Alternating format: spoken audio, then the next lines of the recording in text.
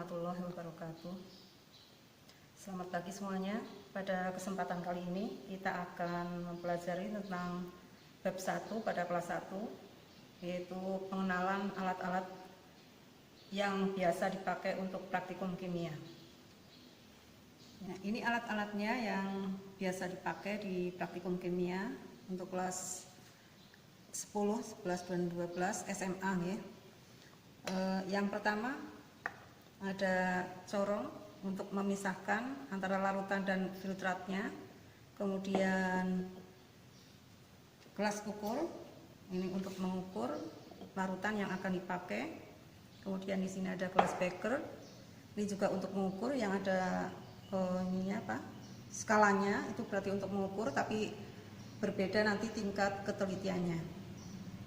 Ini juga untuk mengukur, ini untuk mengukur dengan ketelitian yang tinggi ya, kalau kelas kimia kurang ketelitiannya. Kemudian ada Erlenmeyer, labu Erlenmeyer. Selanjutnya ada sorong pisah untuk memisahkan larutan, kemudian yang dipakai berapa nanti bisa diteteskan lewat ini. Kemudian ada mortar dan alu untuk menghaluskan bahan-bahan yang harus dihaluskan. Kemudian ada cawan porselen, ini untuk misalnya untuk pengkristalan. Jadi misalnya ada air laut, kemudian ingin mengambil garamnya, kemudian ini untuk wadah larutan garamnya atau air lautnya, kemudian dipanaskan. Kemudian ada pengaduk. Kemudian ini ada kaca arloji.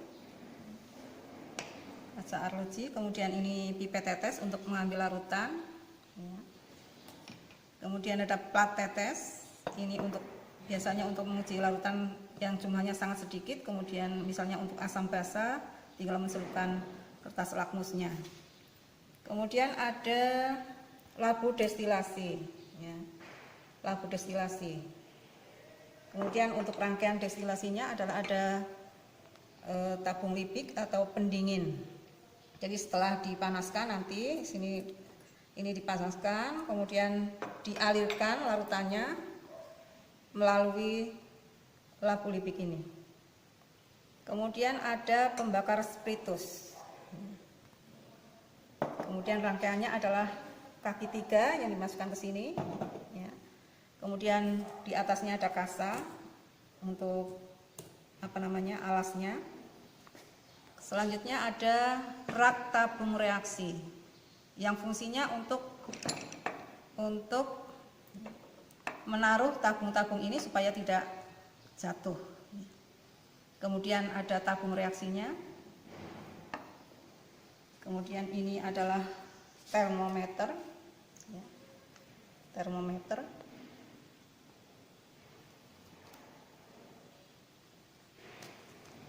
Kemudian ada ini yang panjang namanya buret ya. Buret ini untuk titrasi ya. Titrasi ini tinggal meneteskan sedikit demi sedikit berapa larutan yang akan dibutuhkan. Kemudian ada pipet gondok. Pipet gondok untuk mengambil larutan. Ya, demikian alat-alat yang biasa digunakan untuk praktikum kimia di SMA. Ini baru sebagian, masih banyak lagi ya.